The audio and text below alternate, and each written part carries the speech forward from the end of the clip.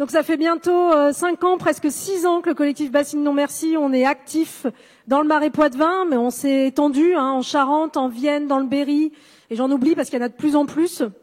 On se bat contre ces projets mortifères que vous connaissez, les méga-bassines.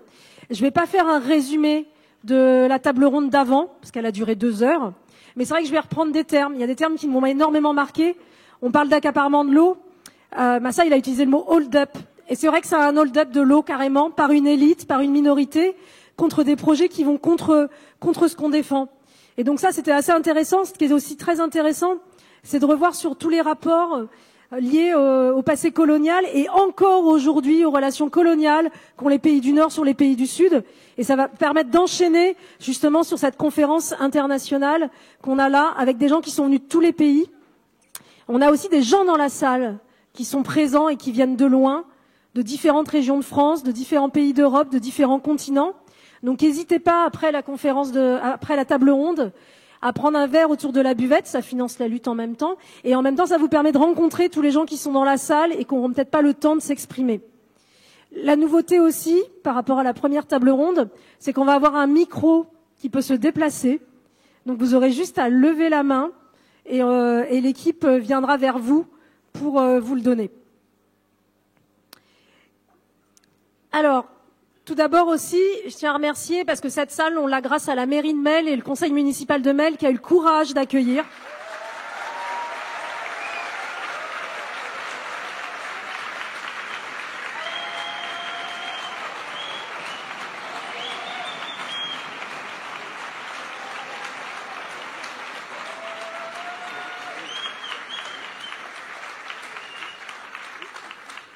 Et puis toutes les habitantes et les habitants de Melle qui nous accueillent et qui n'ont pas pris panique face à tous les termes d'écoterrorisme, de violence. Je ne sais pas si vous avez entendu, il paraît qu'on a trouvé des armes très très très violentes. Voilà. Pour l'instant, sur les photos de la préfecture, on voit des réchauds à gaz.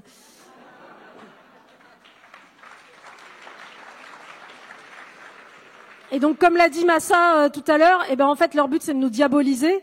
Et le fait que vous soyez présents, que vous ayez bravé les barrages pour venir, ça prouve bien qu'on n'est pas des diables et qu'au contraire, on est là pour une cause légitime. Et ça, c'est important.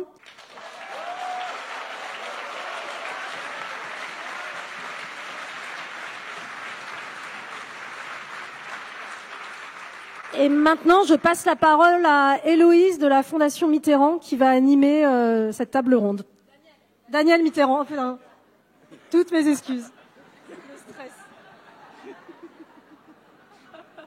Donc bonsoir à toutes et à tous. On est très heureux, je suis très heureuse ce soir-là d'accueillir et de pouvoir échanger avec des personnes qui sont venues de très loin de par le monde pour nous rencontrer.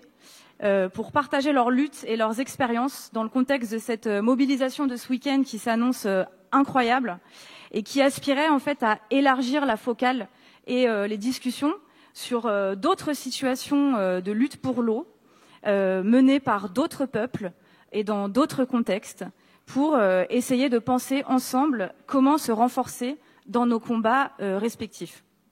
Du coup, ce soir, on est avec Leila Statz qui est ici. Qui est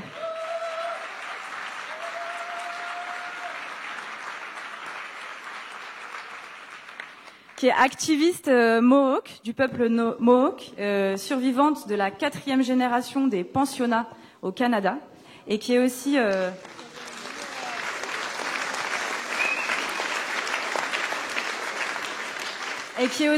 artiste et notamment réalisatrice. Elle a fait ce beau film Blood on Water qu'on a pu voir à Paris mardi, dans lequel elle raconte la lutte de son peuple pour l'eau et la relation particulière qu'ils entretiennent avec l'eau. On accueille aussi Manuel Arroyo.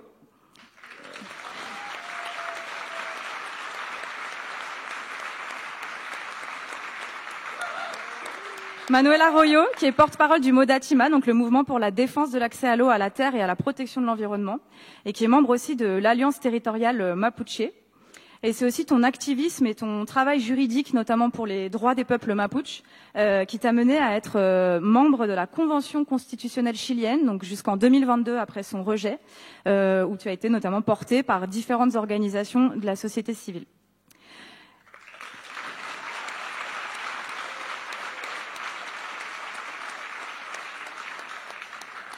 On est aussi ce soir avec Ercan, qui est écrivain et sociologue.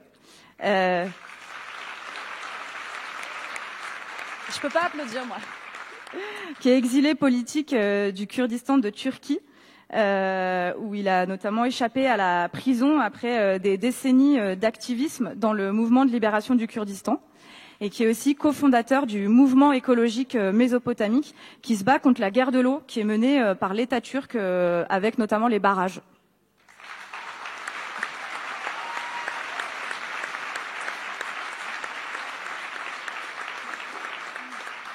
Et enfin, on accueille Juan Pablo Gutiérrez, j'ai toujours du mal à prononcer son nom de famille, qui est professeur d'études décoloniales, qui est aussi activiste et délégué de l'Organisation nationale indigène de Colombie, l'ONIC, et du peuple Yupka, qui est un territoire qui est en proie notamment à l'extraction minière. Et Juan Pablo continue son travail politique et activiste en France, où il fait des liens entre différentes luttes écologiques et sociales et décoloniales en Europe, où il est exilé après notamment une tentative d'assassinat, plusieurs, par des groupes paramilitaires colombiens.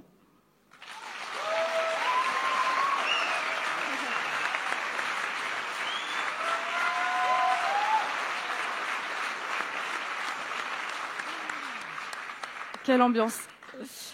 Du coup, je me disais que peut-être on peut introduire cet échange en partant de nous, de notre situation ici, en disant que chez nous, en tout cas, voilà, au-delà des métiers qui sont fortement concernés par l'accès à l'eau, comme par exemple les métiers agricoles, disons l'expérience métropolitaine urbaine majoritaire est marquée par une relative grande insouciance politique ou une relative grande indifférence sensible à la question de l'eau.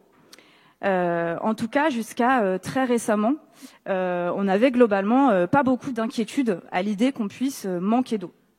Voilà, l'eau, ça semble un bien inépuisable qui jaillit du robinet quand on en a besoin.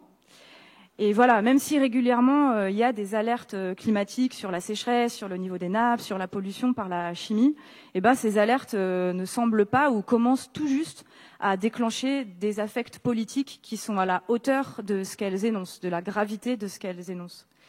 Et la lutte, le mouvement de lutte contre les bassines, eh ben ça a été une brèche dans ça. Ce mouvement, avec cette force de parvenir à faire composer des forces qui, en général, n'agissent pas politiquement ensemble, ou très peu, eh ben, a permis de remettre en question, de remettre la question du partage de l'eau au cœur du débat public, avec bien sûr le contexte qui est le nôtre depuis un an ou deux maintenant. On voit les sécheresses s'accélérer, le niveau des nappes au mois d'octobre qui est très bas et qui annonce des étés et des années qui vont se compliquer. Et du coup, cette lutte-là, elle permet une résurgence et une reprise aussi de ces luttes pour l'eau qui ont une histoire longue. Voilà, même en France, il y a eu des épisodes importants avec beaucoup de luttes contre les barrages hydroélectriques dans les années 60 et puis beaucoup d'autres, mais qui ont été en partie oubliés, effacés. Et cette lutte-là permet aussi de commencer à re-raconter cette histoire des luttes.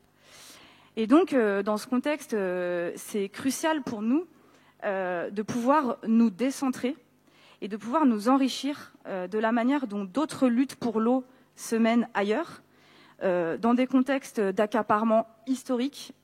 Au Chili, il y a des méga-bassines depuis des décennies. L'eau est privatisée depuis des décennies. Au Canada, les Premières Nations du Canada n'ont pas accès à l'eau potable de qualité depuis des décennies. Voilà, dans des contextes en fait qui ont connu des siècles d'histoire coloniale sur la question de l'eau comme sur toutes les autres. Et enfin, dans des contextes de lutte pour l'autodétermination, notamment au Kurdistan du Nord en Turquie ou du Rojava, où la guerre de l'eau menée par l'État turc de Erdogan s'inscrit dans la guerre générale contre contre le mouvement de libération du Kurdistan. Et donc c'est crucial de nous décentrer pour une autre raison, mais c'est aussi parce qu'on a des enjeux et des luttes qui sont très situés, très territorialisés. On voit là des conflits sur des ensembles biorégionaux assez spécifiques, mais qui nous invitent en fait à se reposer la question des échelles de nos actions et de leur articulation au-delà des découpages administratifs et étatiques traditionnels et qui nous empêchent de penser la question de l'articulation de ces échelles et de ces luttes. Et donc voilà, ces enjeux-là, ils nous invitent à penser comment construire des alliances, disons, translocales entre ces luttes, comment les faire résonner, les renforcer, et comment connecter nos enjeux locaux à des luttes décoloniales, à des luttes pour l'autodétermination, sans lesquelles, sans doute, on n'irait pas bien loin. Et donc, je voudrais commencer par vous poser une première question. Donc une première question à laquelle on pourra répondre un peu rapidement pour laisser du temps pour les autres questions. Mais c'est peut-être commencer par nous raconter qu'est-ce qui se passe dans vos territoires avec la question de l'eau. Qu'est-ce que vous observez? Est-ce qu'il y a eu des points de basculement? Par exemple, en France, l'année 2022 a été la première année où des villages ont commencé à être ravitaillés en eau potable, mais c'est très récent. Et qu'est-ce que vous observez aussi dans les logiques de radicalisation de l'accaparement et de fuite en avant qui peuvent répondre ou s'aggraver avec, les effets notamment du changement climatique? Est-ce que quelqu'un veut commencer pour répondre à cette question? Alors, je précise, le micro, il faut le tenir à peu près comme ça, pas comme ça, et pas trop près non plus. Donc, comme ça.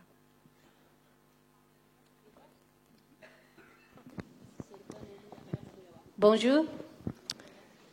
Hello. In Mohawk, we say sego. Can you say that? En Mohawk, on dit sego. Est-ce que vous pouvez le dire? My name is Layla Stats. Mon nom est Layla Stats. Je viens de la nation Mohawk au Canada. Et quand on pense au Canada, vous pensez qu'on a énormément d'eau. Les personnes autochtones au Canada se sont battues pour l'eau et leurs terres depuis le premier contact. Depuis plus de 5000 ans, nos terres ont été pillées, nos eaux ont été empoisonnées. J'ai été en mesure de rendre visite à une rivière sacrée sur un territoire appelé le Wendika. Elle est précieuse et quand je porte cette eau à mes lèvres, elle était comme de l'électricité, comme de l'éclair dans mon corps. Et je me suis dit, c'est comme ça que l'eau est censée être. Dans notre communauté, les Premières Nations du Canada sont en train d'être volées de leur eau. Elle est en train d'être polluée par les industries, par la déforestation, par le minage, par l'extractivisme de pétrole. Donc j'étais aux premières lignes pour défendre cette rivière. Cette rivière est sacrée. Et beaucoup d'entre nous, la plupart d'entre nous dans cette pièce, ne boiront jamais de l'eau qui vient directement d'une rivière. Mes enfants, leurs enfants, ne boiront peut-être jamais d'une rivière. Ici, nous avons cette rivière précieuse depuis laquelle notre peuple se nourrit depuis des temps immémoriels et s'est menacé. Les gens me demandent pourquoi est-ce que je suis prête à aller en prison, à mettre mon corps aux premières lignes, à être menacée, à être attaquée par les militaires pour défendre l'eau. Et une personne âgée de ma communauté m'a envoyé avec ce morceau de papier qui dit, donc en Mohawk, donc ce qui veut dire dans notre langue, l'eau est la vie. Et elle m'a dit de le montrer à tout le monde.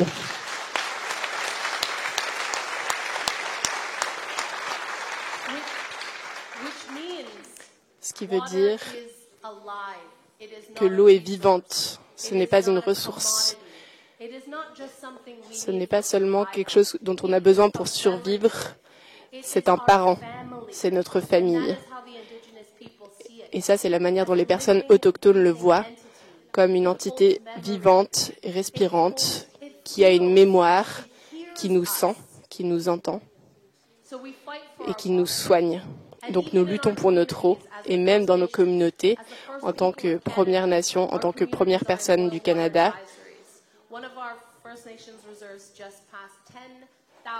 une de nos premières ressources de... Pardon, je n'ai pas compris. Quand la plupart des zones urbaines du Canada ont de l'eau propre, pourquoi est-ce que les personnes autochtones n'en ont pas? Donc ça, c'est mon combat, ça c'est pourquoi je suis ici, et aussi pour unir nos voix communes pour protéger l'eau.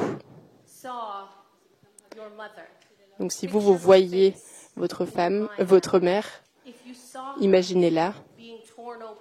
Si vous la voyez en train d'être déchirée, détruite, empoisonnée, tuée, qu'est-ce que vous feriez? Vous vous leveriez et vous riposteriez. Non? Donc nous devons voir l'eau comme un parent. Nous devons la voir comme une entité qui nous connaît, qui tient de la mémoire, qui se souvient des temps anciens. Et maintenant, je suis ici pour être la voix de l'eau. C'est notre responsabilité dans nos enseignements autochtones pour que les femmes soient la voix de l'eau. On tient l'eau sacrée en nous, on vient des eaux sacrées de nos mères. Et donc je suis ici en tant que mère avec mon enfant pour divulguer ce message, pour vous faire sentir l'eau. N'allumez pas seulement le robinet, ne tirez pas simplement la chasse. Pensez à votre relation avec l'eau. Est-ce que vous connaissez l'eau? Est-ce que l'eau vous connaît? Donc avant que je passe le micro, parce que l'eau nous connaît, parce que l'eau est vivante, dans mes traditions, dans ma culture, il faut que nous l'honorions. Et la manière dont nous le faisons, c'est par la chanson. Donc une chanson rapide pour l'eau. Et les mots disent, nous aimons l'eau, toutes les formes d'eau. L'eau, c'est la vie.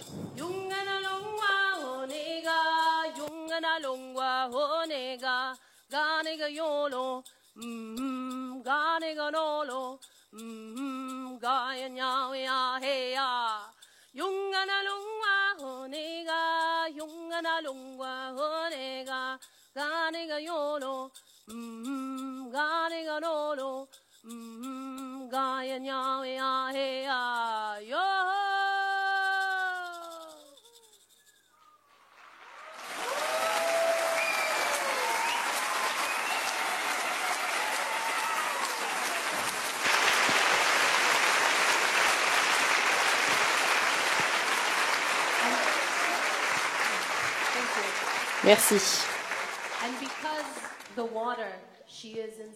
Et parce que l'eau est en nous, elle vous a entendu. Elle est en train de vibrer avec cette fréquence. Elle vibre parce qu'elle sait qu'on est là pour elle, rassemblés ensemble pour la protéger. Donc je vais juste faire une petite chose avant de passer le micro. Il faut que je dise à la personne âgée de ma communauté qui m'a donné le signe, il faut que nous disions en anglais « Water is life ». Water is life. Water is life. Water is life.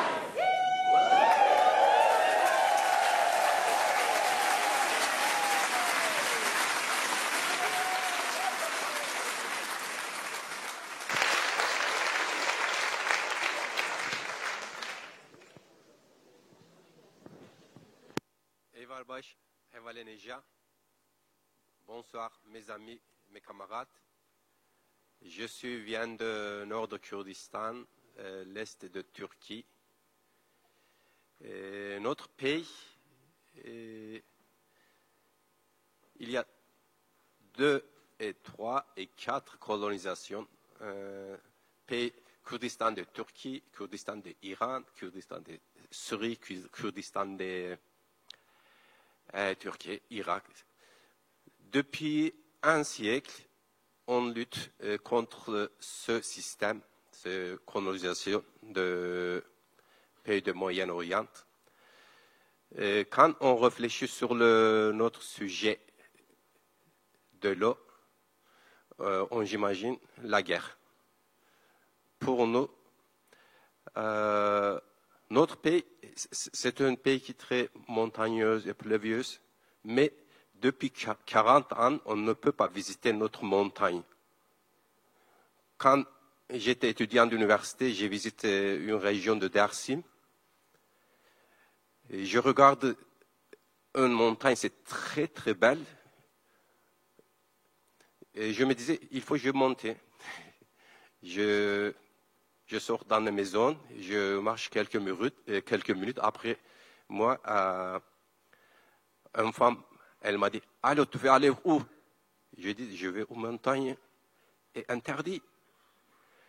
J'imagine, quand j'étais une autre ville de Kurdistan, on disait Botan aussi, je visitais notre montagne, mais c'est interdit.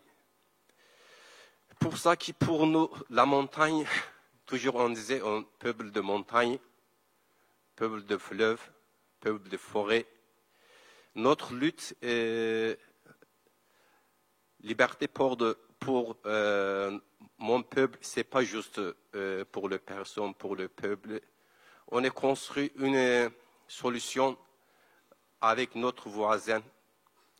Par exemple, ma camarade, elle est visitée de Rojava. On a construit une modèle sur le Rojava. Mais c'est compliqué. Je voudrais dire quelque chose aussi pour le système de Turquie, parce que je viens de Turquie. Et j'étais bien assimilé. Et je ne peux pas parler, je peux pas écrire ma langue maternelle jusqu'à je suis prisonnier. Quand j'étais prisonnier, j'ai commencé pour apprendre ma langue après l'université. Où l'État turc, il y a une grande politique contre la nature de Kurdistan. Quand j'étais 22 ans, toujours on regarde sur la télévision, j'ai écouté beaucoup de radio. Justement, 1994 jusqu'à 2000, 4500 villages brûlés par l'État turc. Des millions de personnes, ils ont quitté son village. Pour ça on ne peut pas discuter depuis 15 ans sur l'écologie. L'écologie, pour nous, c'est un argument, c'est très, très confortable. Parce que toujours, on a été dans la guerre, on a besoin d'une lutte contre le militarisme et contre la guerre, etc., etc. Pour ça que je suis l'objectif de conscience aussi. Une autre chose, Mésopotamie, je crois, vous savez aussi, il y a de grandes fleuves, le Tigre et l'Euphrate, qui définissaient le Mésopotamie. Mais par l'État turc, c'est contrôlé toujours. C'est pas juste pour mon pays, pour mon société, pour Irak, pour Syrie et aussi. C'est contrôlé par l'État turc.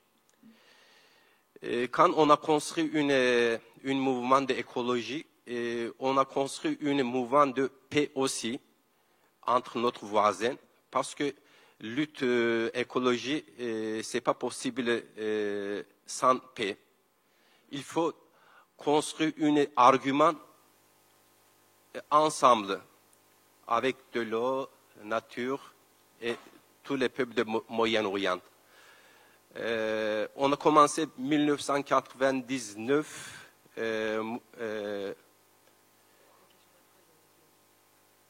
Ah oui, d'accord, ça marche. On va continuer après. Maintenant, je crois pour les premières questions, ça suffit. Merci.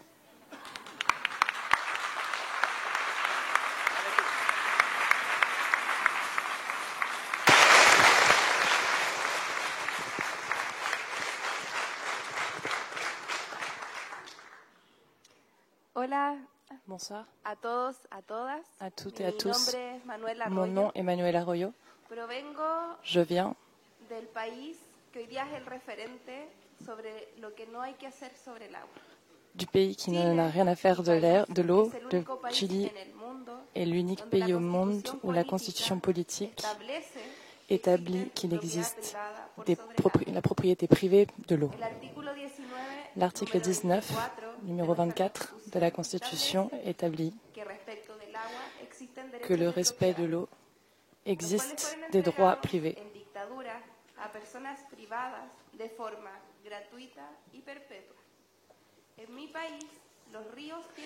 Dans mon pays, les fleuves ont des propriétaires et les propriétaires sont ceux du Chili.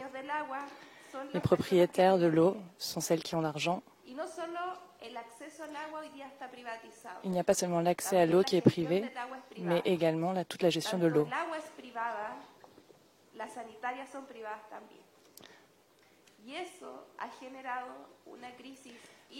La privatisation de l'eau a généré une crise hydrique énorme, alors que pourtant il pleut et il y a beaucoup d'eau. Il y a des côtes, mais il n'y a pas d'eau pour le peuple, parce que les riches se sont accaparés l'eau. Je représente un mouvement pour la défense de l'eau et de la terre et du medio ambiente. Dans une zone du Chili où ils ont construit des méga-bassines sur les montagnes, sur les collines, comme celles qu'ils veulent faire ici.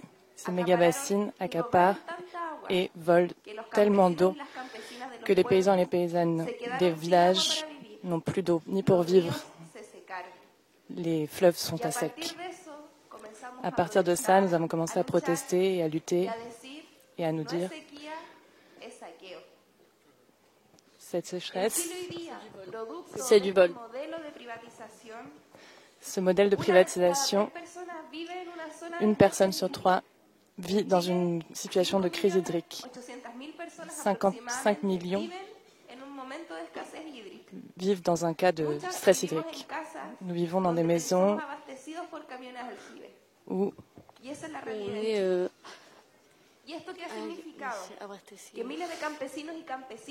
des milliers de paysans et paysannes ont perdu leur accès à l'eau parce qu'il existe une exploitation complètement irrationnelle de ce bien naturel et commun qui est l'eau. L'appropriation privée de l'eau était également celle de la terre et de la terre indigène. L'eau est volée aux peuples indigènes et qui n'ont plus accès à l'eau qui vient de leur propre territoire. Aujourd'hui, au Chili, la privatisation est la complicité d'un modèle qui vient de la dictature. Ce 11 septembre, ça fait 50 ans que nous avons célébré la triste anniversaire du coup d'État de Pinochet, qui nous a laissé la Constitution qui a permis la privatisation de l'eau.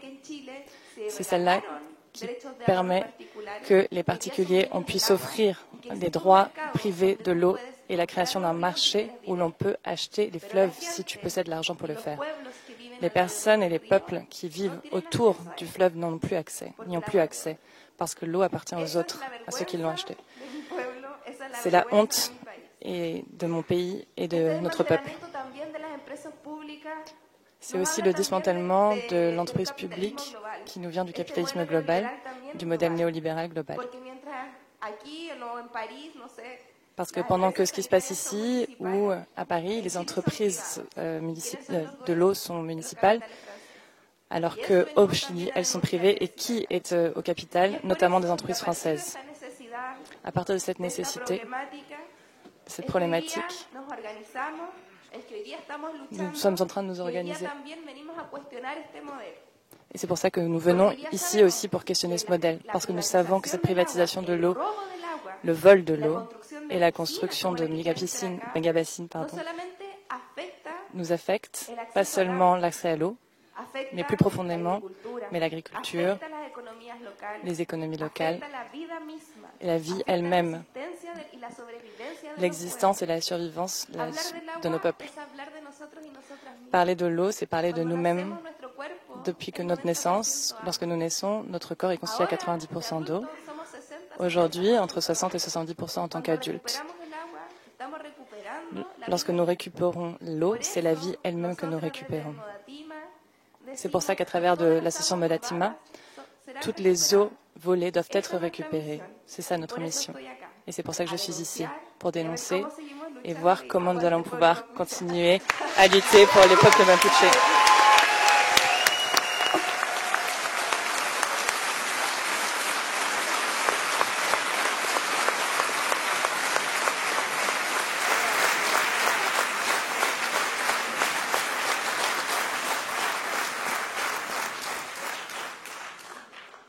Bonsoir.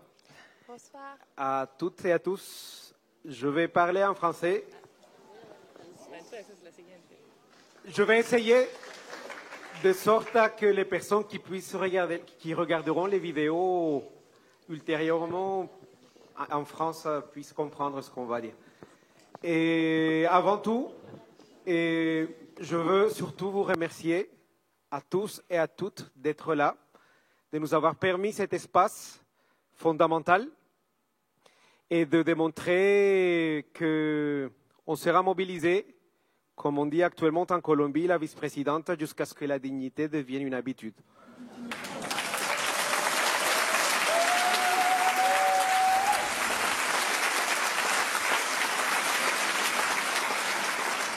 Je m'appelle Juan Pablo Gutiérrez et viens d'un peuple autochtone. En Colombie, suis le délégué international du peuple Yukpa. Et un peuple autochtone de ceux qui, historiquement, ont été minimisés, ont été exclus, ces éternels sauvages, ces éternels barbares, et qui néanmoins, actuellement, les peuples autochtones dans le monde sont le 4% de la population, c'est-à-dire une minorité démographiquement parlant. Mais nous avons dans nos territoires le 80% de la biodiversité qui reste dans la planète.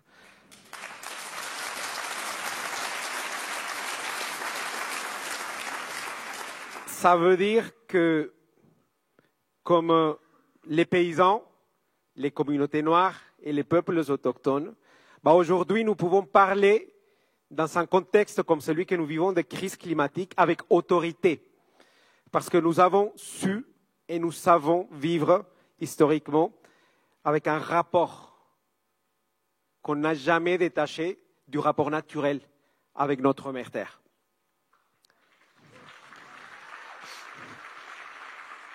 Je viens d'un pays qui s'appelle actuellement la Colombie, un territoire qui s'appelle la Colombie. C'est le deuxième pays le plus biodivers au monde.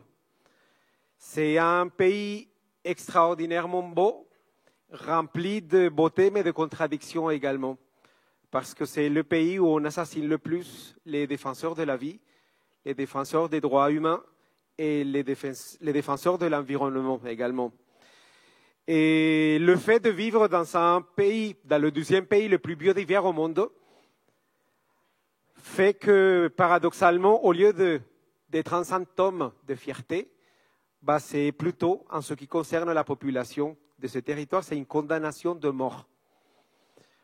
Puisque, comme nous le savons tous, nous sommes régis par un système colonial, capitaliste, néolibéral, patriarcal, prédateur de la mère Terre, qui fait que les personnes qui habitent dans ces territoires se trouvent en permanence confrontées à la mort.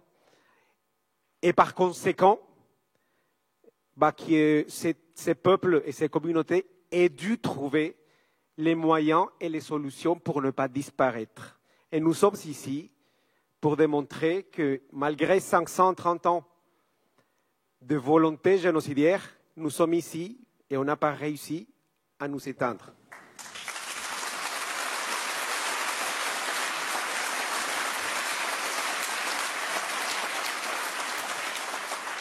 Le peuple Yukpa est actuellement catalogué par la Cour constitutionnelle colombienne comme étant un risque imminent d'extinction à cause de la perte structurelle du territoire, notamment d'énormes entreprises multinationales minières et qui se sont installés dans notre territoire sans permission et qui ont créé des mines à ciel ouvert.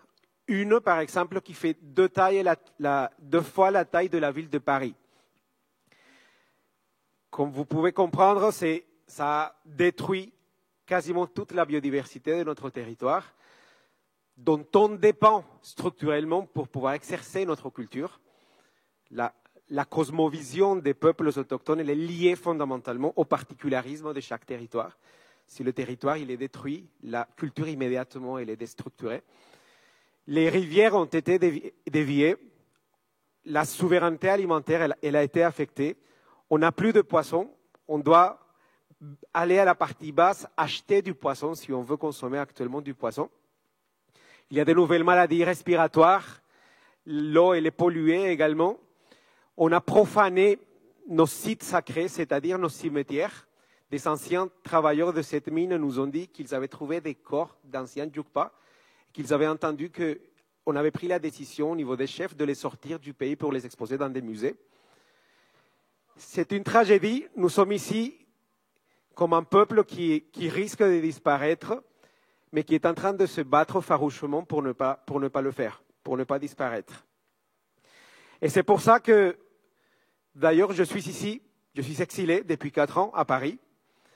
Et de la même manière comme ma tante, qui est la chef du peuple Yukpa, a été victime d'un attentat meurtrier la semaine dernière, nous sommes conscients de l'importance fondamentale d'unir pour de vrai, pas dans la rhétorique, comme ça c'est toujours fait, de manière exemplaire. Ici, on parle très beau, mais on dit la parole sans l'action est vide.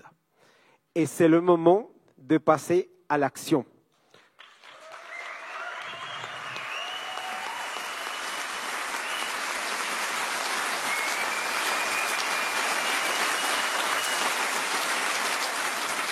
Tout à l'heure, une journaliste m'a demandé est-ce que vous n'avez pas peur d'être demain dans la mobilisation? Il y a beaucoup de policiers, il y a beaucoup de la répression. Peut-être j'ai dit, je n'ai pas du tout peur de la police. J'ai peur que ma fille, qui a 6 ans et demi, ne puisse pas vivre dans un monde visible. Et nous sommes prêts et avec les bottes bien mises pour se donner cette bataille, ou soit pour mourir en essayant de la gagner. Merci beaucoup.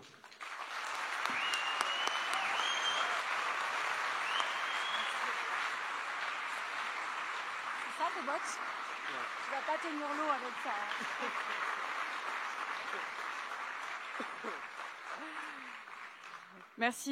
Merci beaucoup.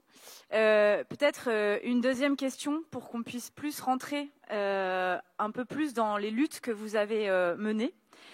Du coup, si vous pouviez nous raconter un peu les dynamiques de vos batailles, les forces en présence aussi en face de vous, vos adversaires, contre qui, contre quoi vous vous battez, et comment, face à eux, vos luttes se sont composées. Peut-être nous raconter des moments marquants, des victoires, des défaites au contraire. Voilà.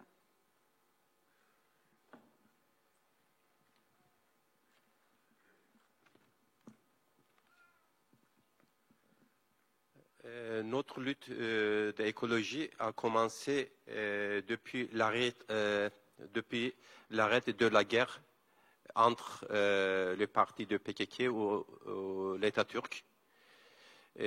Parce que contre la colonisation, depuis 1984, il y avait une grande guerre sur le nord de Kurdistan. On ne peut pas discuter sur l'écologie facilement. Mais depuis 1999, on a construit une idée pour lutte de écologie. C'est première fois on a visité Dersim parce que Dersim, une ville nord de Kurdistan, à peu près frontière de Turquie, c'est l'eau pour les sociétés de Dersim, c'est une Oui, Piruz. sacrée. L'eau est sacrée. Oui.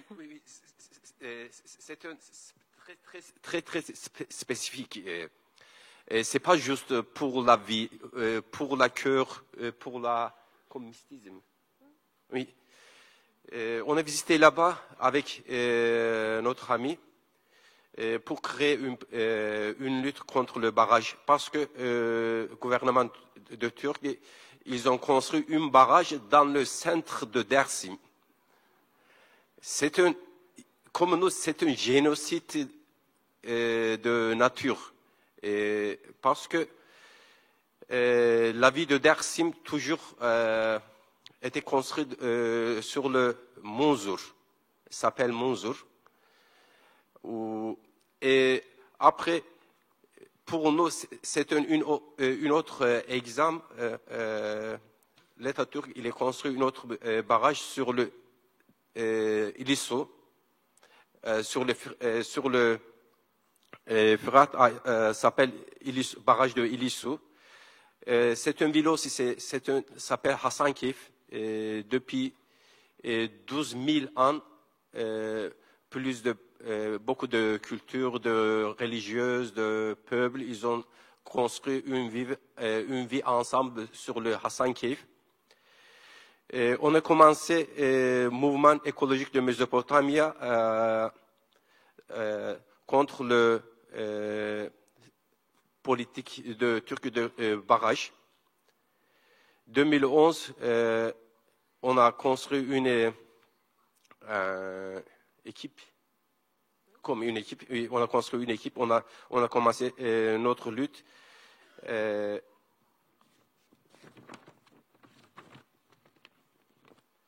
Pour nous aussi, c'est Rojava et Rojilat. Rojava, Est Kurdistan, ou Rojilat, Ouest Kurdistan de Iran. On a été construit une équipe. On a construit plusieurs de conférences au Süleymani, Sud Kurdistan, ou Ahmed, Nord de Kurdistan. On a discuté, on a pris beaucoup de programmes, mais on ne peut pas continuer parce que la guerre a commencé 2010, 2017, avant 2012, 2013, 2014. Quand on a pris une conférence internationale, quand on a organisé une conférence, on a discuté plusieurs de choses, on a pris un programme, mais après on ne peut pas continuer parce que la guerre se continue, Et maintenant, j'ai beaucoup de mes amis qui ont quitté le nord de Kurdistan, ils ont habité plusieurs de pays européens. Et pour nous, c'est une chose. On a construit un dialogue entre le pays de Syrie, Irak, Iran et Turquie, parce que ce n'est pas juste un problème de région de Kurdistan. Il faut construire ensemble contre les 4 pays aussi. Mais depuis 2015, on s'arrête lutte de l'écologie parce que depuis 2015, par le régime Erdogan, en Turquie, tu ne peux pas continuer en lutte contre le barrage, contre le système de d'accaparement de l'eau. D'accord. Oui. D'accaparement de l'eau. Oui. Contre le système justement d'accaparement de l'eau et ce système en fait de lien entre l'État et les grandes compagnies qui construisent ces barrages. Donc on ne peut pas faire cette lutte sans être emprisonné. Ah oui, parce que il y a beaucoup de notre activistes et camarades, ils sont prisonniers parce qu'ils ont lutté contre le système de militarisme. En ce moment, j'ai beaucoup de mes amis qui on a lutté ensemble, ils sont prisonniers en Turquie. Pour ça qu'on ne peut pas bien continuer sur notre région nord de Kurdistan. On attend peut-être dans quelques ans, on va construire une autre lutte.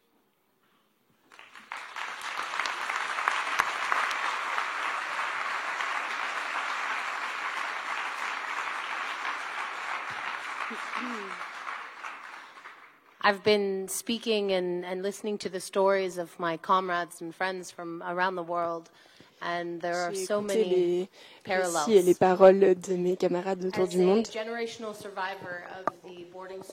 En tant que survivante des internats, je viens du soi-disant Canada.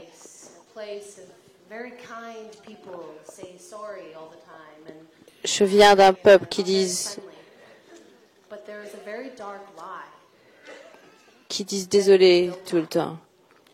Mais en fait, c'est construit sur un mensonge. Le sang de mon peuple. Et Justin Trudeau l'a appelé un génocide culturel. Mais c'était pas les tombeaux qui étaient trouvés dans les tombes de ces écoles. Plus de 10 000 corps d'enfants, nos enfants, ont été trouvés dans ces tombes des écoles. Donc les tactiques du Canada pour éradiquer le problème indien, comme ils nous l'ont appelé, et pour nous assimiler, est venu de ces divisions.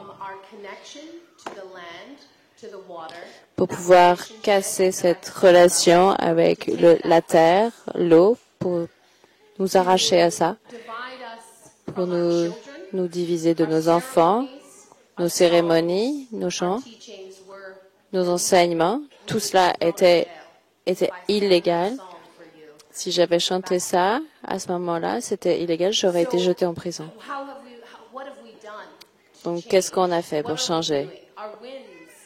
Nos victoires ne viennent pas des tribunaux du Canada, elles ne viennent pas du Parlement, elles ne viennent pas de la législation, elles viennent de la terre. Nous avons mobilisé et occupé la terre. Dans mon territoire, il y avait 1000 jours de camps illégaux, si on se réfère à leur loi. Mais si je me demande si je suis prête à prendre le risque d'être prosécutée pour mes enfants, je demande selon quelle loi moi je vis. Donc l'occupation de ces terres, j'ai vu la terre-mère revendiquée, reprise, plutôt que de la couvrir de béton, plutôt que de construire un pipeline plutôt que des compagnies comme Nestlé pour essayer de revendre l'eau à nous, la terre-mère. Désolée, j'ai raté ça.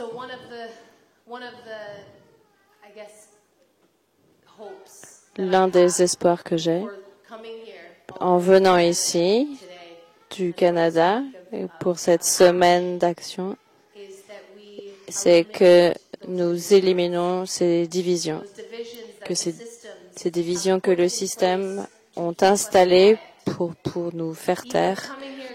Même venir ici, juste voir la police. Quand j'étais arrêtée au Canada, il y avait 100 policiers qui s'avançaient vers moi, des snipers, des chiens, les hélicoptères, et maintenant ça me trigger. J'ai ressenti cette même peur aujourd'hui, et ça c'était l'intention. Pour que je ne puisse pas prendre ce micro, pour que je ne parle pas, pour que je devienne silencieuse. Nous n'allons pas les laisser gagner. We will not. Nous n'abandonnerons pas.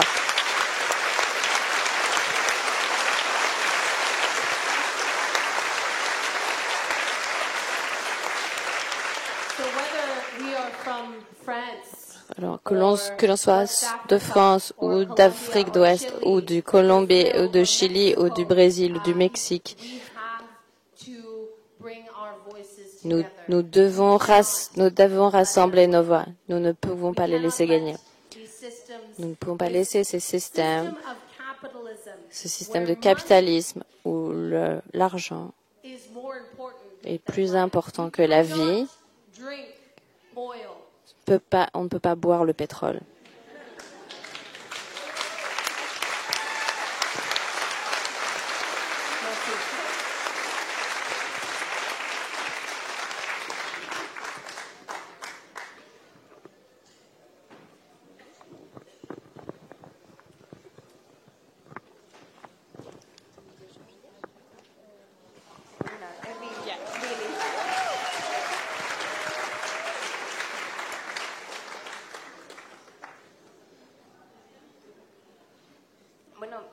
Bon,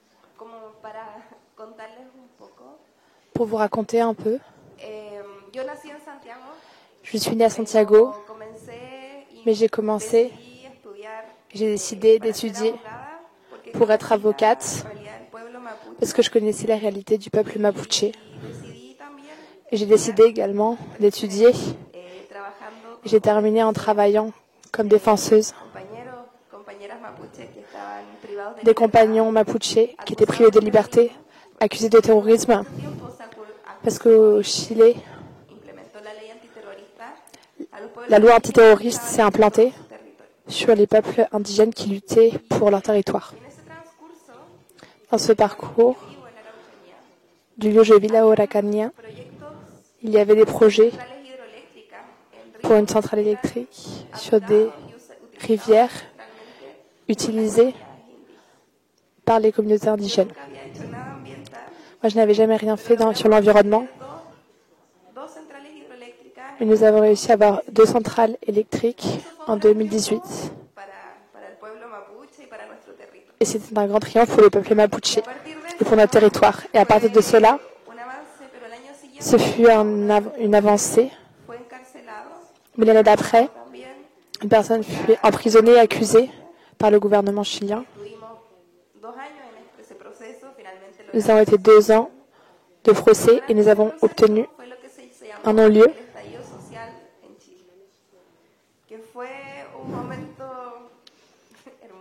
C'est un moment très beau, glorieux, mais également le réveil d'un peuple qui est allé à la rue pour lutter pour ses droits.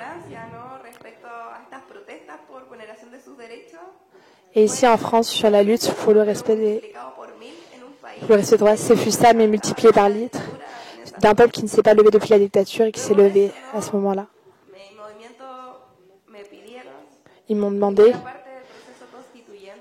pour faire partie du processus constituant, et je ne sais pas comment, mais la région où je vivais, c'était Araucanía, la région la plus à droite du Chili. Et j'ai été élue pour faire partie du processus constituant. Et dans ma région, nous n'avions pas eu une femme de gauche depuis les années 70. Et dans ce processus,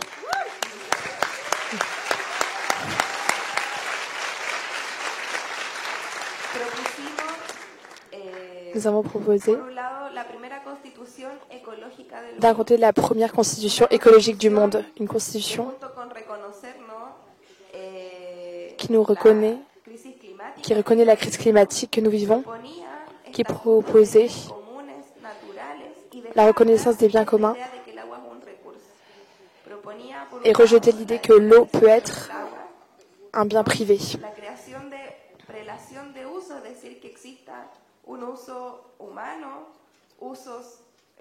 Para la protección ecológica de los ecosistemas, para la agricultura familiar campesina y solo después como usos industriales y extractivos. Nous avons proposé une gouvernance hydrique avec une participation dans les territoires où l'on peut prendre la décision sur ce qui se passe dans les rivières et sur leur usage. Et c'est le territoire qui décide souverainement sur l'utilisation de l'eau sur leur territoire et non pas les entreprises et les corporations. La reconnaissance des droits de la nature, et c'est cela, la constitution écologique. Mais cette constitution a été rejetée. Et c'est une grande perte que nous avons subie. Et nous nous rendons compte que le capital, que ceux qui possèdent le pouvoir sont plus forts d'un changement par la Constitution. Cela ne se fait pas d'un jour à l'autre. La récupération de la vie, la récupération de la nature est un changement profond. Et cela signifie rompre avec le paradigme extractiviste et du néolibéralisme. Les grandes entreprises internationales, cela, nous n'arriverons pas à l'obtenir seuls ou juste dans un pays. Parmi les grands enjeux, même si nous avons perdu une bataille, nous ne parviendrons pas à la guerre, car cette guerre vient bien au-delà du pays ou de la Constitution. Aujourd'hui, le mouvement continue d'avancer dans cette récupération de la vie.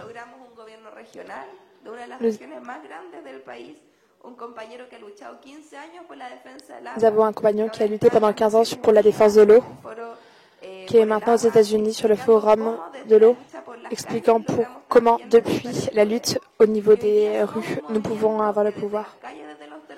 Et c'est un mouvement depuis les rues, depuis les territoires, que nous arrivons à avoir le pouvoir. Parce que plus jamais, nous arrivons à leur laisser. Nous continuerons à nous battre, parce qu'il y a de l'eau volée. Nous allons la récupérer jusqu'à la dernière goutte. Le grand enjeu aujourd'hui, l'eau, la nature ne connaissent pas de frontières. Les pays ont été créés par les hommes. Et aujourd'hui, la nature et la crise climatique ne connaissent pas de frontières. Et nous ne devons pas les connaître. La lutte pour l'eau doit être transnationale. Elle doit être internationaliste. La lutte pour la libération des peuples autochtones, kurdes, le peuple Yukpa, le peuple Mapuche, doit être une lutte de la libération globale. Aujourd'hui encore, dans la responsabilité que vous avez ici,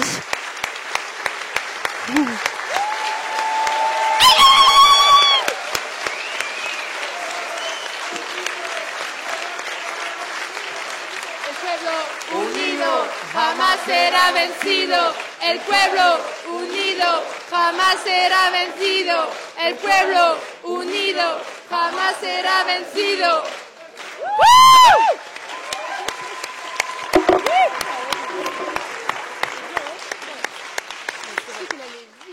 Alors, pour parler des adversaires, des ennemis, sans aucun doute, et le plus grand adversaire, le plus grand ennemi pour le peuple Yukpa et pour l'ensemble des peuples autochtones, c'est ce racisme systémique, c'est ce modèle colonial, organisateur de la réalité sociale et historique, qui a fait des peuples au long de la planète des sous-espèces, des sous-hommes. Et ce racisme structurel, ce racisme épistémologique, ce racisme systémique est l'un des plus grands défis, parce qu'à l'intérieur de ce racisme vient le modèle capitaliste, colonial, patriarcal. Ça, c'est le défi que nous avons eu historiquement. Après, en termes plus concrets des menaces sur notre territoire, nous avons deux compagnies multinationales, une états-unienne qui s'appelle la Drummond, et la deuxième, c'est une multinationale de la Suisse qui s'appelle Glencore, c'est-à-dire de la communauté européenne. Et le charbon qui s'exploite dans nos terres, c'est un charbon qui majoritairement se destine pour produire de l'électricité et pour chauffer les appartements dans les temps d'hiver dans le pays, un des pays leaders de la communauté européenne, à savoir l'Allemagne. Alors ça, c'est les ennemis, et plus concrètement. Et sinon, face historiquement à ces menaces, on a dû inévitablement entreprendre un modèle d'organisation, un processus d'organisation, de résistance, et à niveau local, mais aussi ensuite à niveau national, au niveau de la Colombie, parce qu'on s'est rendu compte que tout seul, ça allait être impossible. En Colombie, il y a 115 peuples autochtones différents, Et quand les résistances ont commencé à se matérialiser localement, les choses ont changé subtilement, mais quand même la situation continuait, la situation de soumission continuait et persistait. Et c'est jusqu'au moment où on s'est articulé à niveau national dans une organisation dans laquelle convergent les 115 peuples autochtones comme l'Organisation nationale des peuples autochtones de la Colombie, qu'on s'est unis, c'est là qu'on est devenu pouvoir. Et c'est à partir de ce moment-là qu'on a pu parler, comme on dit, de gouvernement indigène à gouvernement colombien. Et quand il y a des choses extrêmement graves et qu'il y a le besoin impérant de se mobiliser, le mouvement indigène colombien envoie un message au président et il lui dit « on va bloquer le pays, on va faire une minga et on aura besoin de se réunir mardi prochain à 16h à tel endroit. » Et mardi à 16h, à cet endroit, il y a le président et le ministre qu'on a appelés. Pourquoi? Parce qu'on est devenu un pouvoir.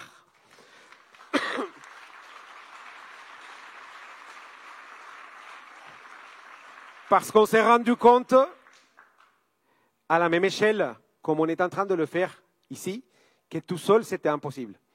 Et il faut vraiment devenir ce pouvoir. Et quand on analyse seulement les chiffres, c'est ce 1% de personnes qui sont en train d'endommager la vie de la famille humaine. Et le 99% est impuissant encore de trouver des solutions parce qu'on se pense un individu. Mais si ces 99% commençaient à se penser en collectif, on ferait comme ça et on virerait immédiatement ce 99%. Merci.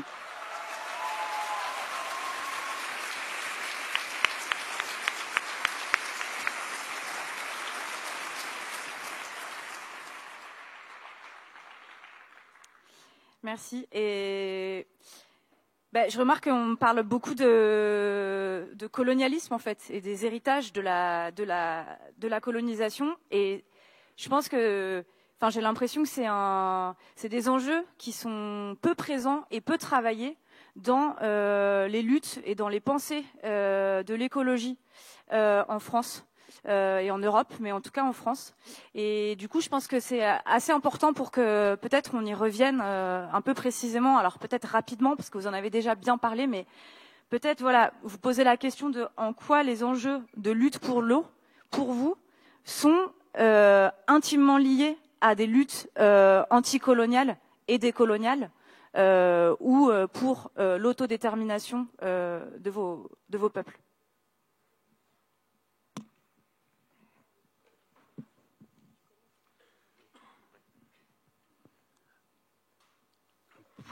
Pour pays de Turquie, un autre objectif de construction des barrages est d'empêcher par la submersion des vallées les mouvements de guérilla du PKK, parce que depuis 1984, il y avait une guerre entre le parti de PKK ou le pays de Turquie. Ces immenses réservoirs construits sur l'Euphrate et le Tigre sont aussi utilisés par Ankara comme des armes contre le régime et le peuple Syrie et Irak, puisqu'elle peut couper les vannes. Normalement, il y a un accord 1987. Pays de Turquie, ils ont garanti 700 mètres cubes secondes de débit de l'Euphrate à l'entrée en Syrie. Et elle n'en délivrait souvent que 200 voire 100.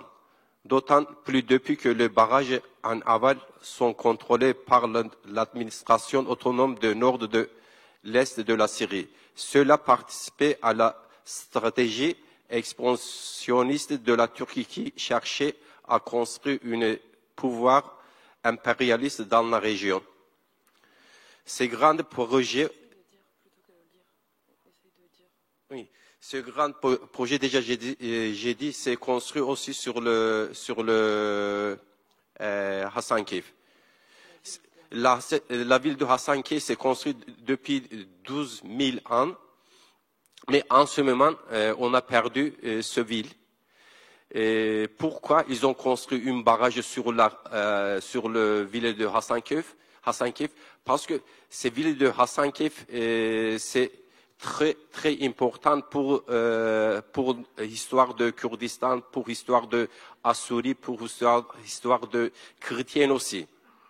C'est un système de colonisation du gouvernement de Turquie. Il vécut toutes les cultures, les histoires, la mémoire. On a perdu par ce système. Ah oui, on va continuer avec ma collègue sur le Rojava aussi. Je crois que c'est le même système. Oui, je me permets juste, il m'a demandé de rajouter quelques mots sur spécifiquement comment ça se déploie au Rojava, donc la partie syrienne du Kurdistan, qui en fait est en révolution depuis 2012. Donc là, on a le peuple kurde justement qui veut prendre son autonomie et son droit à l'autodétermination. Et c'est quelque chose qui est insupportable pour le régime turc, qui du coup,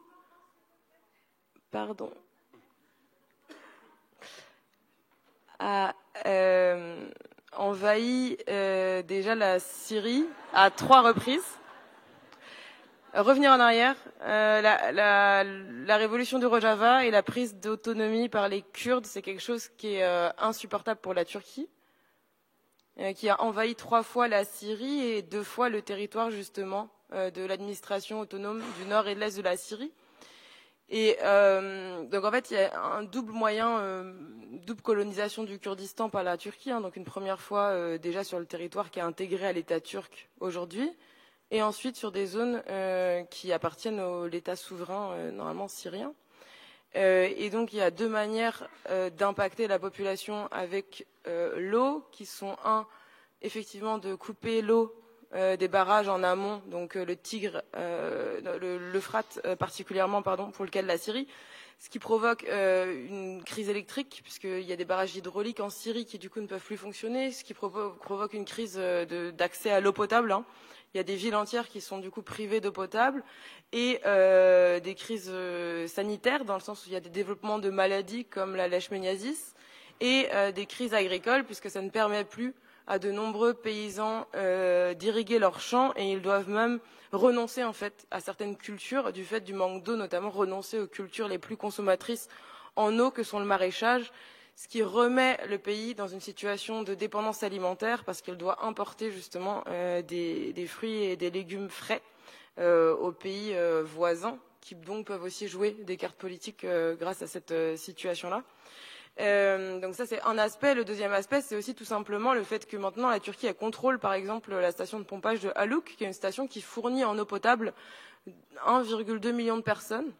Et donc la Turquie, quand elle a envie de faire pression sur les forces kurdes dans la zone, elle coupe tout simplement les vannes. Et donc il y a 1,2 million de personnes qui se retrouvent tout d'un coup sans eau courante. Elle n'est pas courante, elle arrive une fois tous les 4 jours normalement sur un fonctionnement normal, mais qui se retrouvent sans accès à l'eau qui arrive à un robinet et qui peut remplir les tanks sur le haut de la maison.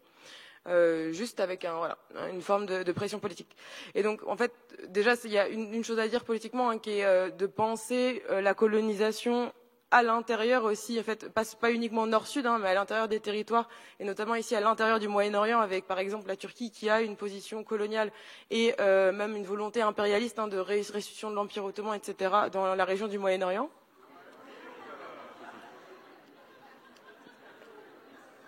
C'est la dernière phrase. C'est juste qu'il a un panneau, en fait, vous voyez pas, mais il y a écrit fin, end. Et du coup, ça stresse.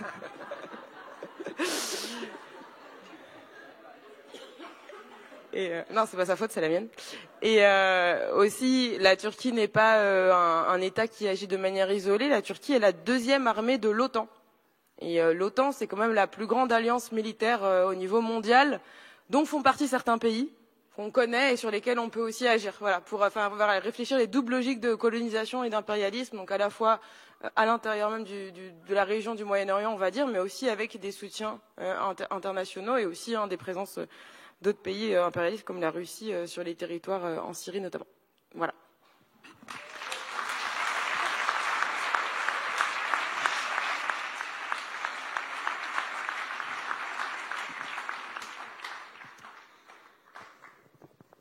We've put him to sleep. Vous l'avez endormi. So interesting thing you may want to look up. Une chose intéressante sur laquelle vous pouvez peut-être faire des recherches qui existent au Canada, c'est le Indian Act, donc l'acte indien au Canada. C'est celui qui a rendu illégal pour nous de chanter nos chants, de parler nos langues. On ne m'a jamais appris ma langue. J'ai dû me réapproprier ça toute seule. Donc je suis fière de la parler maintenant. Un des mots que j'aime bien apprendre aux autres sont les mots « je t'aime ». Et quand j'apprends ces mots aux gens, je pense souvent à ces enfants dans ces pensionnats qui n'ont jamais entendu ces mots. Donc on va essayer. Vous pensez que vous pouvez essayer de parler mohawk pour une seconde? Alors voici comment on dit « je t'aime ». Gonalonkwa. Gonalonkwa. Ah, very good. Très bien. So also part of colonialism Donc une autre part de la colonisation, c'était de mettre les personnes autochtones dans des réserves, des parcelles de terre très petites dans des endroits qui ne sont pas très beaux. Donc les personnes ont été déplacées vers ces réserves. C'était illégal pour les personnes autochtones de quitter ces lieux et on avait besoin d'un papier signé par le gouvernement pour quitter les réserves. Et sur ces réserves, il n'y a pas d'eau, pas d'infrastructure pour l'eau. Et beaucoup d'entre elles sont des pays du tiers-monde. Et vous penserez que dans ce... Vous vous demandez comment ça peut exister dans ce magnifique, vibrant pays qu'est le Canada. Et en fait, l'Indian Act, dont je parlais plus tôt, existe toujours dans la législation canadienne aujourd'hui. Une partie de l'Indian Act était d'enlever les enfants de leur famille, de leur maison, pour les emmener dans des pensionnats, souvent à 500 miles de leur famille, de leur maison, parfois de l'autre côté du pays. Beaucoup d'enfants ne sont jamais rentrés chez eux. Pour nous déconnecter de nos enseignements, ce que nos ancêtres, nos savoirs ancestraux qui devaient nous être transmis, pour protéger l'eau, ceci nous aurait enseigné que l'eau est la vie, que la terre fait partie de nous. Donc le colonialisme a intentionnellement déconnecté nos peuples de nos connexions à l'eau. Une des communautés à qui j'ai rendu visite quand j'ai réalisé mon nouveau documentaire, appelé les Skandega,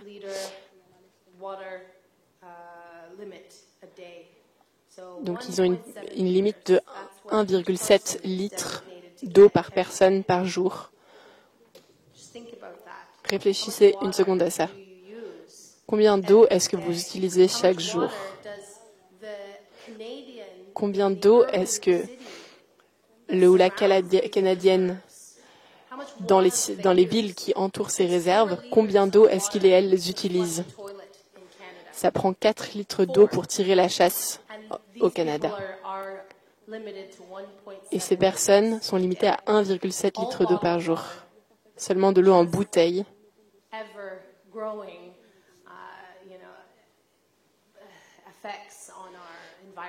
Et ça l'embouteillement en plastique de l'eau a des effets immenses sur notre environnement. Donc ces personnes sont forcées dans ces boîtes sans aucun choix. Pour moi, me réapproprier ces enseignements ancestraux, comprendre ce qu'on aurait dû m'apprendre, ce que la colonisation m'a pris. Un des enseignements, c'est que tout ce que nous faisons,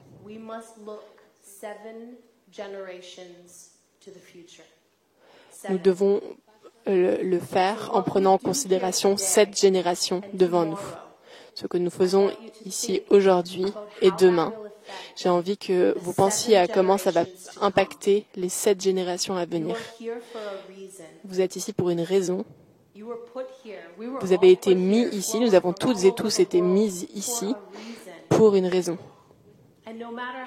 Et peu importe comment le trajet a pu être compliqué, comment on a pu avoir des poussettes, des bébés, ça n'importe pas. J'ai été mise ici pour une raison. Même si c'est juste pour vous aider à ouvrir les yeux, vous aider à regarder le futur et voir que nous ne sommes pas contrôlés par les systèmes du gouvernement, nous ne sommes pas contrôlés par le capitalisme. Nous savons que nous sommes l'eau. Nous sommes la terre. Nous sommes les arbres, les oiseaux, les plantes. Nous sommes eux. Et une fois que vous savez ça, vous ne pouvez pas désavoir. Une fois que vous partez d'ici aujourd'hui, vous ne pouvez pas désapprendre ce que vous avez appris. Vous ne pouvez pas l'effacer. Vous êtes changé pour toujours. Donc je suis reconnaissante qu'on me donne cet espace pour les générations suivantes et sa génération et les générations à venir. Et je suis tellement reconnaissante pour chacun et chacune d'entre vous qui sera avec nous demain pour marquer ce moment monumental dans l'histoire quand nous réalisons toutes et tous que nous sommes un, nous sommes une.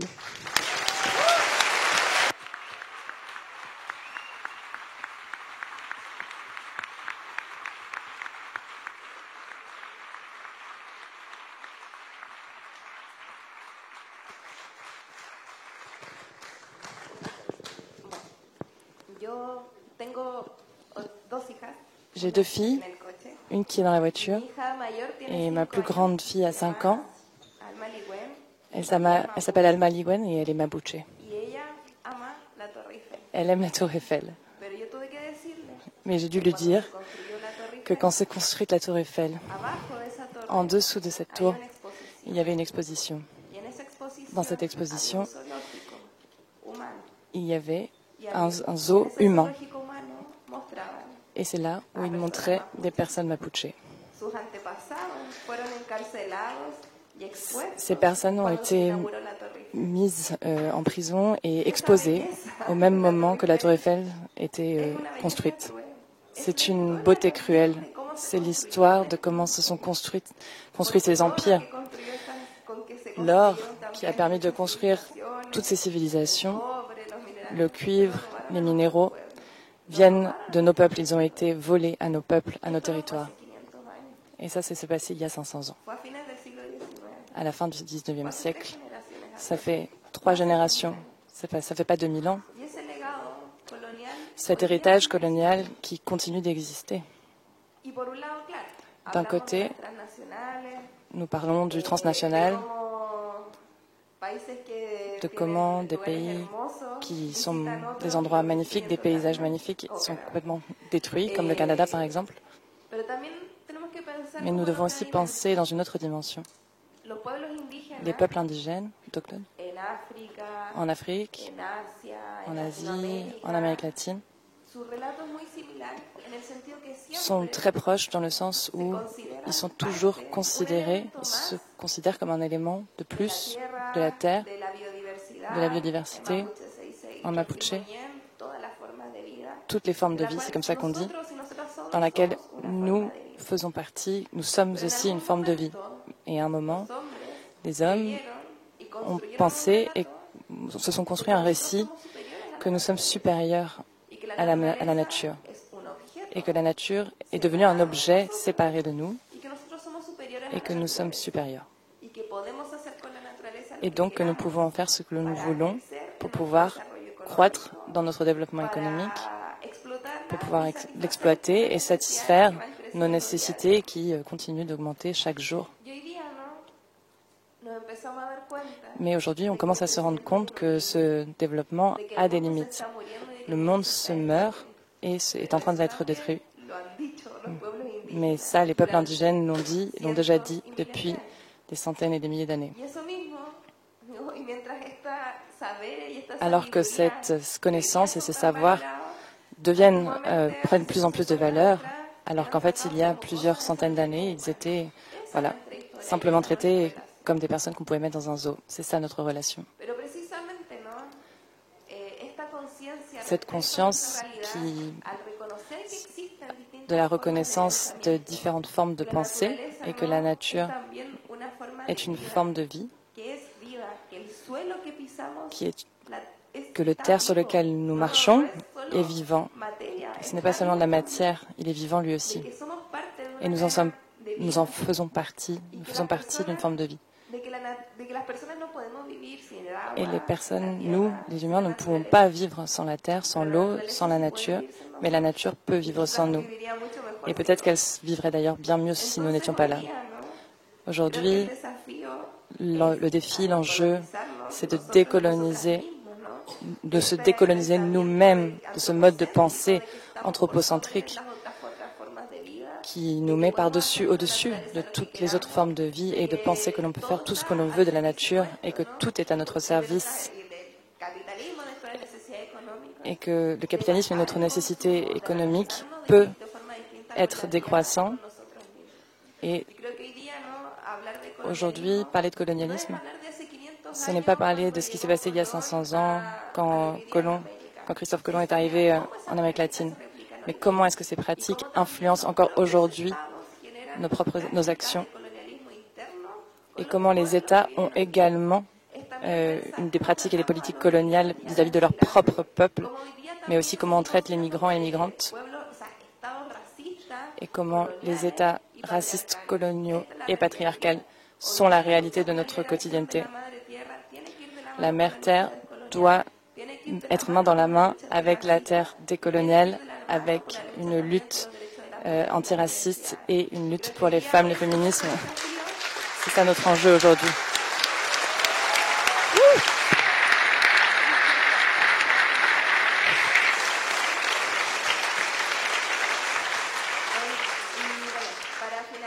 Enfin, je voudrais simplement dire et vous remercier toutes les personnes qui ont organisé cet espace et les personnes qui sont venues avec nous et qui traduisent à la Fondation Daniel Mitterrand, ma famille, ma sœur, celle qui s'occupe de moi, Tatiana, qui m'aide beaucoup. Et entre femmes, nous essayons de prendre soin dans un acte de solidarité, de force, d'effort. Et demain, on n'aura plus peur de la police nulle part.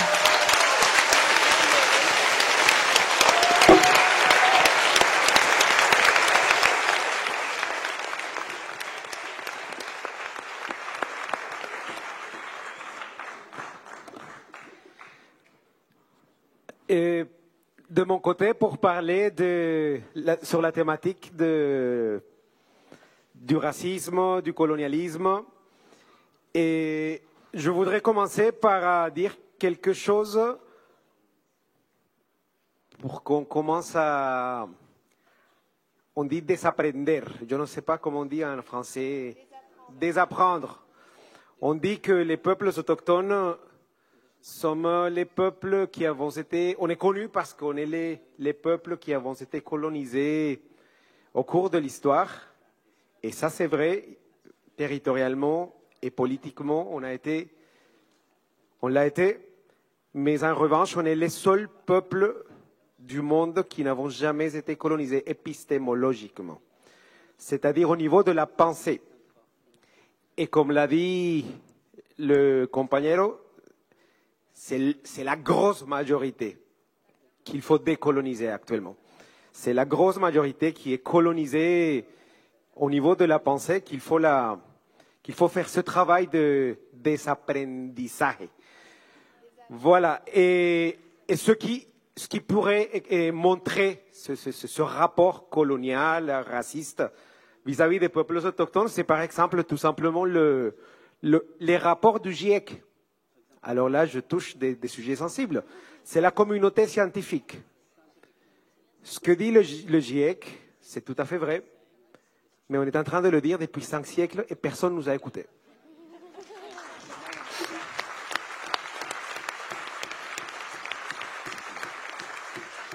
Mais comme en ce moment, c'est dit par une structure d'autorité de ce monde qui est le détenteur de la vérité absolue, ça compte.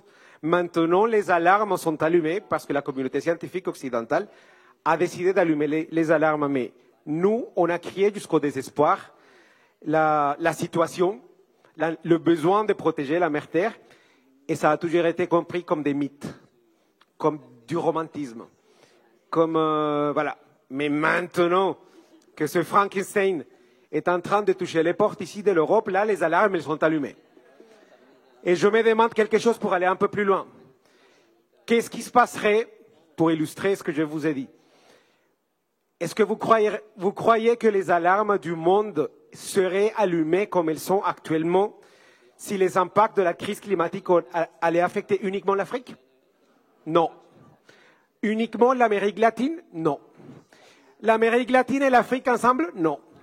C'est parce que ce produit, ce Frankenstein qui a été créé ici et qui est sorti de contrôle, qui est en train de toucher les portes et que l'humanité qui vaut hiérarchiquement dans le sens où elle a été organisée racialement ici, se sent menacée que maintenant les alarmes, elles sont allumées.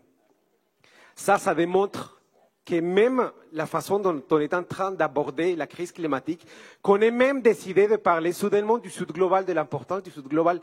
Mais pourquoi on n'a pas parlé du Sud global pendant qu'on nous assassinait par des milliers depuis 5 siècles?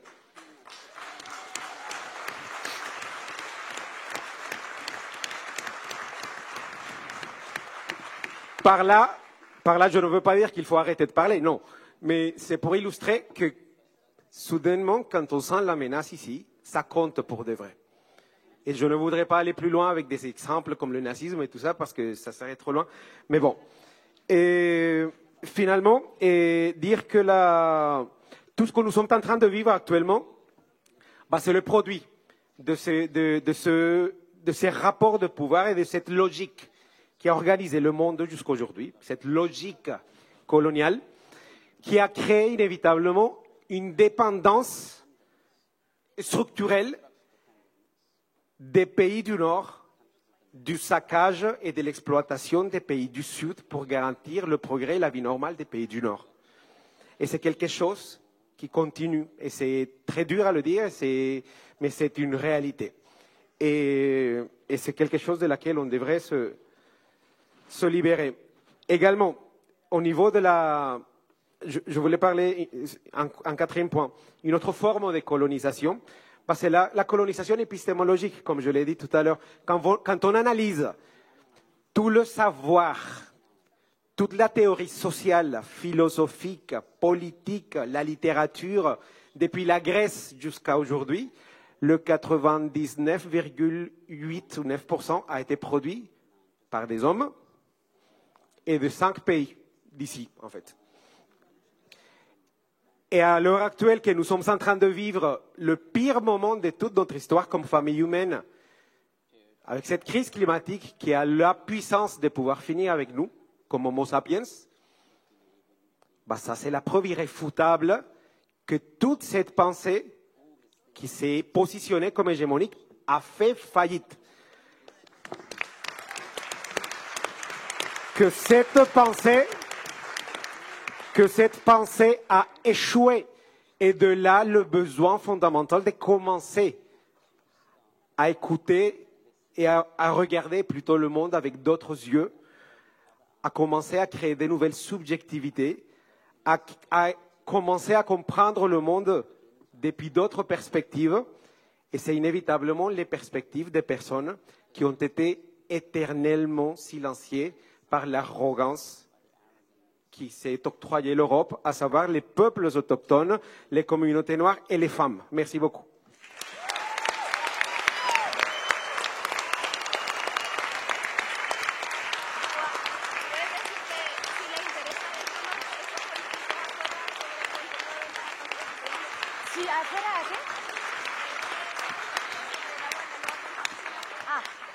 Manuela Arroyo, elle dit qu'elle a laissé à l'extérieur les feuillets sur la constituante chilienne que vous pouvez vous servir, c'est à l'entrée. Ils sont là-bas. Bon, on avait une dernière question, mais il est tard et on voulait aussi laisser la parole à la salle. Peut-être ça peut être aussi de ça dont on peut discuter maintenant. La dernière question qu'on voulait poser, c'était bon, mais du coup, ce serait quoi ces formes d'alliances internationalistes? Qu'est-ce qu'on fait demain? Qu'est-ce qu'on fait dans les prochains mois? Comment on peut tisser en fait des choses entre ces différentes situations qui sont très territorialisées? Comment on peut faire résonner? Comment on peut se donner de la force ensemble entre les différentes situations dont on a entendu parler? Mais ce sera l'objet d'une assemblée générale dimanche après-midi où on aura le temps de creuser ces questions-là.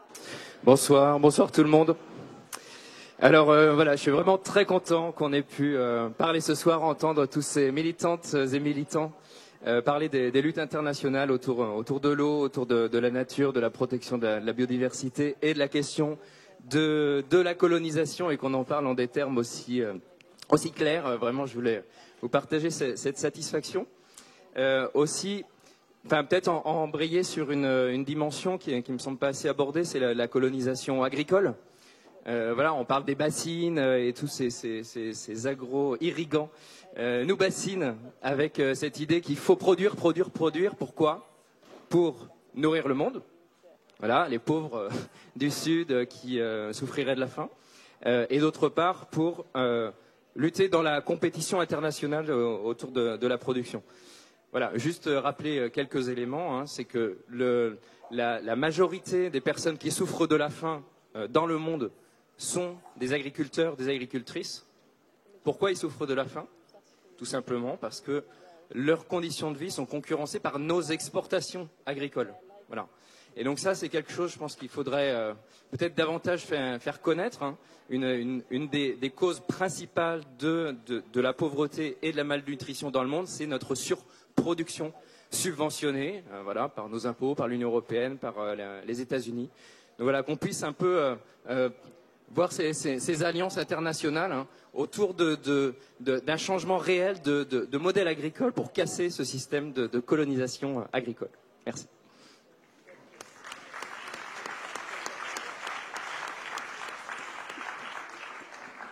Bonsoir à toutes et à tous. Muchas gracias. Thank you very much. C'est pas moi qui devais parler ce soir, mais les personnes n'ont pas pu venir, donc c'est moi qui vais vous transmettre un message de la part des Pueblos Unidos de la région de Puebla au Mexique, de la région des volcans de Puebla au Mexique, qui sont en lutte contre l'entreprise Bonafonte, qui est une filiale de Danone, qui pompe leur eau depuis des dizaines d'années. Et donc leur nappe phréatique s'assèche, leurs puits sont secs, et c'est donc derrière ça la mort qui les attendait. Mais il y a 2 ans, pour la Journée mondiale de l'eau 2021, le 22 mars 2021, les Pueblos Unidos, donc les peuples ou villages, ça se dit de la même façon, unis, ont décidé de faire un blocage de l'usine Bonafonte, filiale de Danone. Et après quelques mois de blocage, ils ont réussi à rentrer dans l'usine de force. Ils ont cassé les machines d'extraction. Et très rapidement, l'eau est revenue dans leurs puits. La vie est revenue, les peuples peuvent de nouveau se nourrir, produire, et grâce à l'action. Voilà.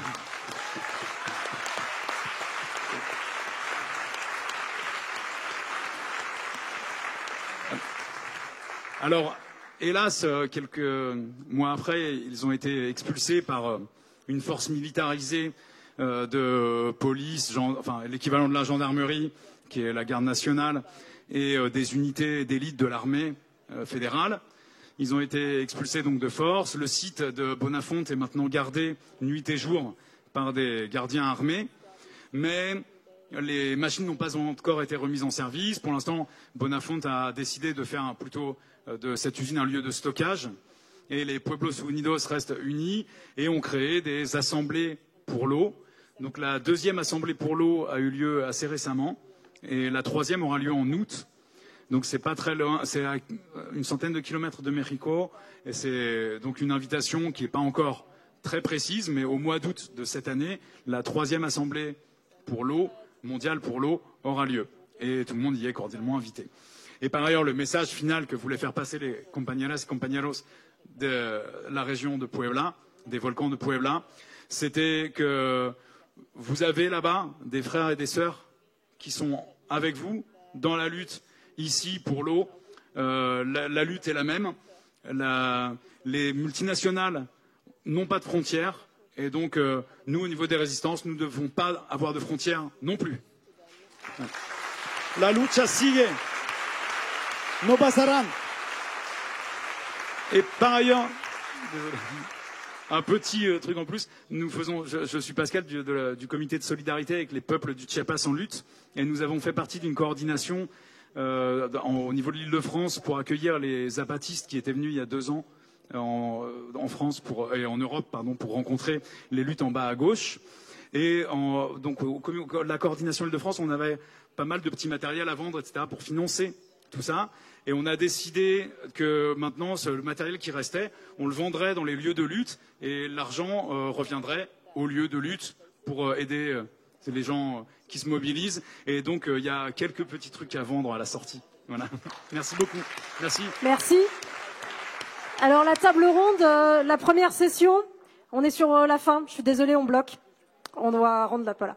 La première session des tables rondes doit se terminer. Par contre, comme je vous l'ai dit tout à l'heure, les buvettes restent ouvertes, donc c'est aussi l'occasion de continuer à échanger, parce que c'est aussi un moyen de financer la lutte. Ce qui me permet aussi, puisque je l'ai vu au fond de la salle, de remercier en personne Sylvain Griffo, tout le conseil municipal et les habitants et habitantes de Mel. Bonne soirée.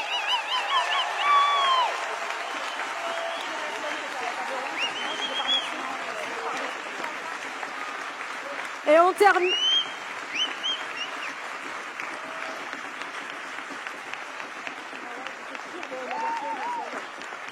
Et on termine par des applaudissements par tous les intervenants de la table ronde que vous retrouverez pendant tout le week-end. Merci. Merci. Merci beaucoup. Merci beaucoup pour le travail de traduction des traductrices et des traducteurs qui sont là-bas. Merci beaucoup.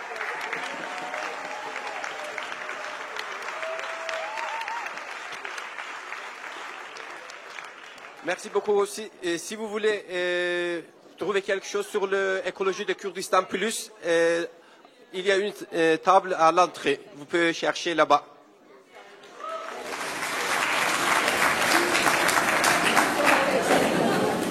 No pasa